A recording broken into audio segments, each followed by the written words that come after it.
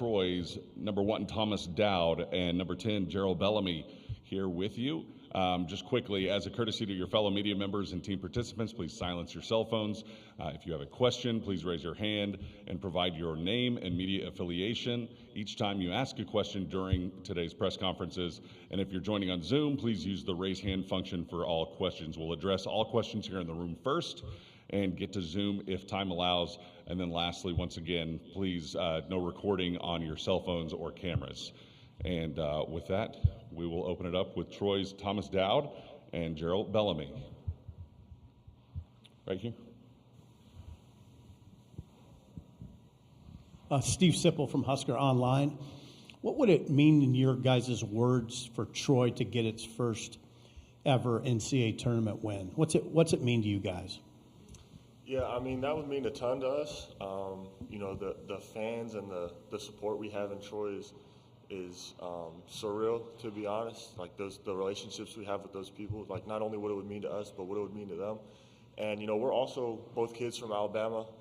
We both grew up not too far from Troy, so just even people back in our hometowns who we know who are watching us and keeping up with us, what it would mean to them. So it would be surreal if we were able to do that for our fans and the people of Troy.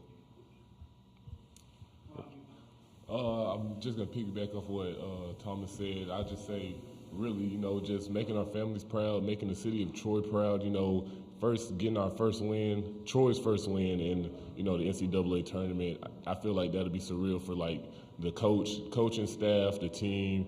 Everybody's had the dream, the future to just just get a win in the NCAA championship. So it's like, why not? We'll go right here. First row in the middle.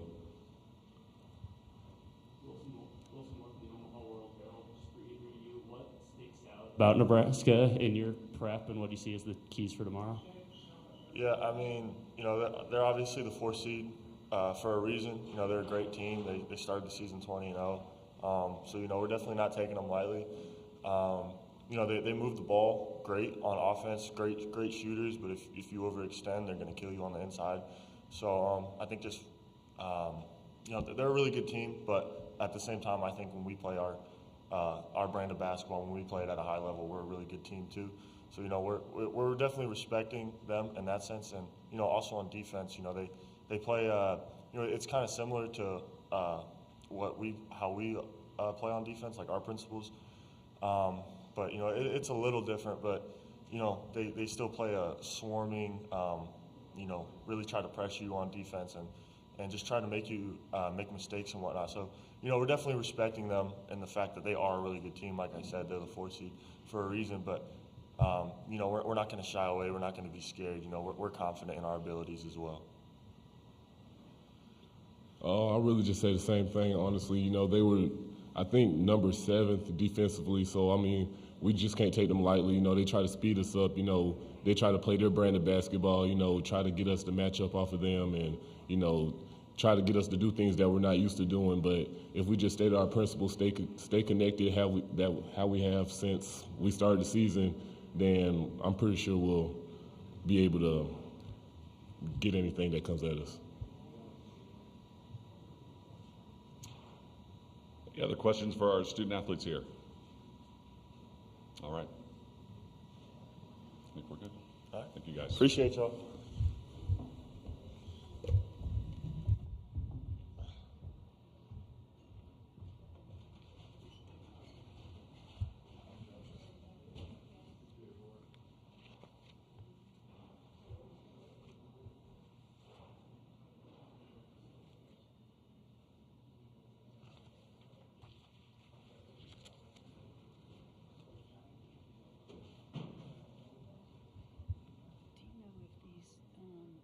Transcribed?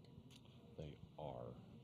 So, did you tell the media that they need to direct their questions because there is a transcriptionist on the phone?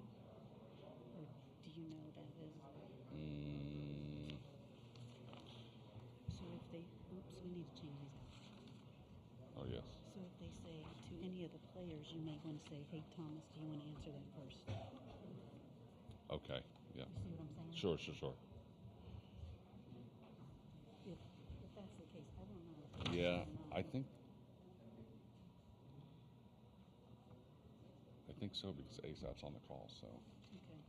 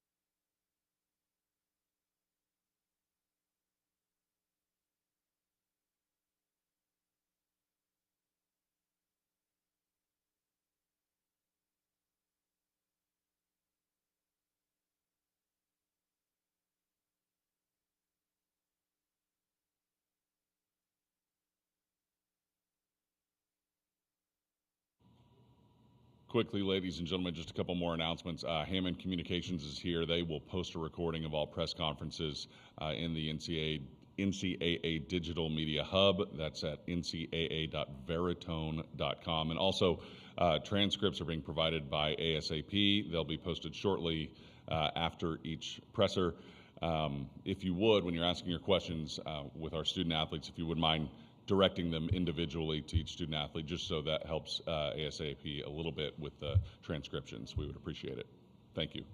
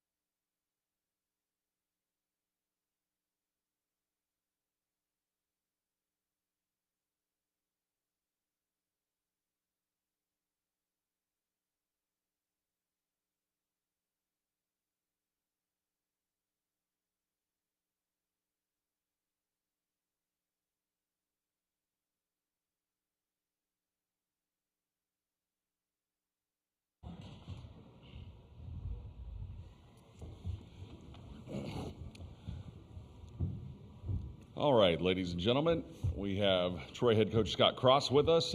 Just quickly as a reminder, please silence all cell phones. When you ask a question, just raise your hand. We'll get you in the queue. Start with your name and media affiliation. And each time you ask a question, and once again, if you're on Zoom, please raise your hand, the hand function, and we will address those questions after we get to the questions in the room as time allows. And then no cell phones or cameras here in the room. We appreciate it. We'll start with an opening statement from Coach Cross. Yeah, thank you. Just I'm extremely thankful to the good Lord to have this opportunity. Last year we were able to get to the NCAA tournament. Hadn't been there since 2008. It was like having a gorilla on your back, having some really good basketball teams, but not being able to play in the dance. And so it was surreal last year, and this year being able to do it in back-to-back years, it's been absolutely amazing. We have such a great group of guys that are extremely well connected, that work extremely hard. I've said many times that I haven't left practice in a bad mood or angry because our guys are such great guys, and it's the most fun that I've had coaching basketball up to this point. So we're very thankful to be here and can't wait. Thanks, Coach. We'll start here in the front on the left.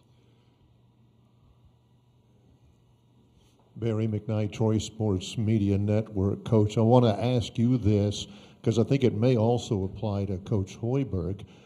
In terms of building a program, you've used the analogy before about a bamboo plant and how, the fans need to have faith that it's going to grow. Can you explain that a little bit and how it applies in this day and age of college basketball? Sure, yeah, I said that. I think it was in year 3. I said, it's like watering the bamboo. You plant the seeds in year 1, you water it, you fertilize it, it doesn't grow. Year 2, you water it, fertilize it, doesn't grow. Year 3, water, fertilize, doesn't grow. Year 4, water, fertilize, it doesn't grow. And then in year 5, it grows like 80 feet in 60 days. And so a couple of people said, can we have the 3-year bamboo, coach, please? But we were able to win 20 games that year, and that was kind of the start.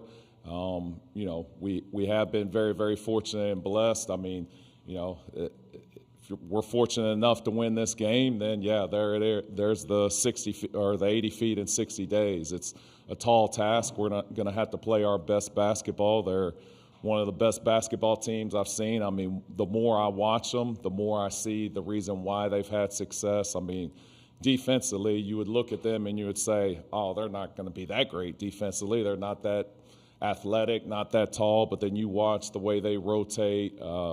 It's precision the way they play. They don't give anything at the rim.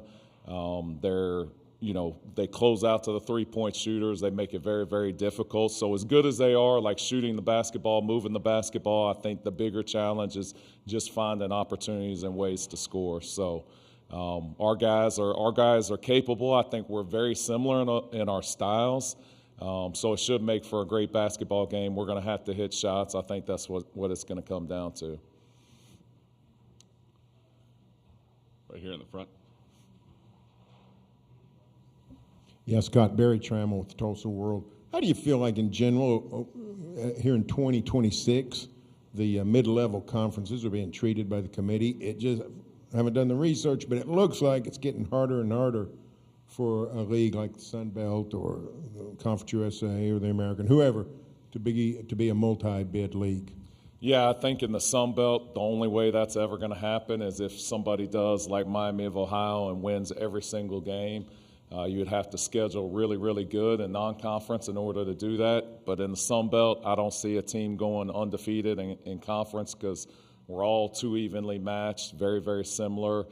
I mean, I would agree with you in a lot of ways, but I think maybe we did take a step in the right direction with Miami of Ohio making it. A lot of people could make a case that Auburn or some other teams may have deserved to get in ahead of them. So the fact that they got in gives hope. If you have an amazing season in a mid-major league, you have a chance. It's a big game for them today. I think they play SMU, I believe. So big game for the mid-major programs, and they've had an outstanding year. And I mean, I'm thankful we got a 13 seed. Last year we got a 14 seed, so we did take a step in the right direction. I don't know that our net actually may have been a tad bit lower this year than last year. I feel like we're in a good position, and, I was excited for Miami of Ohio. I'm always cheering for the mid-major guys. Anything else in the room before we get to Zoom right here? Hi, Coach. Steve Sipple from Husker Online. You always hear about the Big Ten's physicality. How do you feel about your team's overall physicality, and how important is that element to you? Yeah, I would say when we're playing our best, we are very physical. We can be really, really good rebounding the ball on the offensive end of the floor. Defensively, I thought in the conference tournament we were very physical. We were tough. We were gritty. We got to the three-point line. You could just kind of see a different level in our eyes. I do believe we'll get that version of us. Our guys know, it's win or go home, just like it was in the Sun Belt tournament. So I feel like we're gonna play really hard and really tough defensively. But again, this is an offense. Akron's one of those offenses that's a high level. I mean, we did play USC. That's obviously they're a good offense, but it's unique in the style they play and the way they move the basketball, and then the three-point shooters. I don't think we faced anybody as good of a shooter as Sanford. I was telling the radio guys, I was watching it actually at 4 o'clock in the morning, and I hit slow motion, and I looked at the timer on there, and I believe he got his shot off in like 0.3 seconds, which if you can get your shot off like under 1 is good, probably 0.5 is elite, 0.3, like that's like Steph Curry type shooting. And so you can't give him any daylight, but they're so good and precise in the way that they execute. I mean, it's going to be hard, but we've got to know where he is. But all their guys can shoot. That's what makes it even tougher. You start worrying about other guys, and then it's a quick pin down, and he turns, and he's shooting it right in your face. And, he can shoot it from the timeline. So a lot of potential problems, but I think the biggest thing is our guys have to be aggressive. We have to be physical. If we just allow them to move and cut with speed, it's going to be hard. So we have to use a level of physicality to have a chance. Let's get to Zoom. We've got a couple of questions. We'll start with Craig Stevenson. Hey, Coach. Could you give us an update on Theo Sang, and if you do have him, how big it is for you to have him back? Yeah, Theo has practiced, I think, the last 4 practices for us. He has been able to go full practice, so he will be available in the game, barring a setback today or tomorrow. But he's, he hadn't played in like 3 weeks, so it's going to be a little bit of a challenge getting him back into rhythm. But he will definitely play in the game, like I said, unless there's a setback. And he does give us that ability to really pick and pop. He's a really good team defender. He walls up. He's smart. So definitely gives us an extra option out there, both offensively and defensively, that should help our basketball team. We'll go to Davis Baker on Zoom. Hey, Coach. Davis Baker, WSFA. Just hearing from Thomas and Gerald earlier, it seems like there's a real sense of confidence with this group. How important is that in a game like this? Yeah, I mean, you have to be able to win it in your mind before you can win it on the court. And so we definitely want our guys to be confident. If they don't believe that they can win the basketball game, we have zero chance. So our guys have, almost everyone on our roster either played in that game or they were there last year. So the jitters, I think, are going to be less than they were last year. You have guys that are hungry for redemption, to play better, to shoot the ball better, to, win a basketball game. Not going to be easy, but I do think our guys definitely have a higher level of confidence than we did last year going into the tournament. All good for Coach Cross? Thanks, Coach. Thank you. Appreciate it very much. Once again, ladies and gentlemen, Hammond Communications will be posting a recording of this press conference on the NCAA Digital Media Hub, ncaa.veritone.com.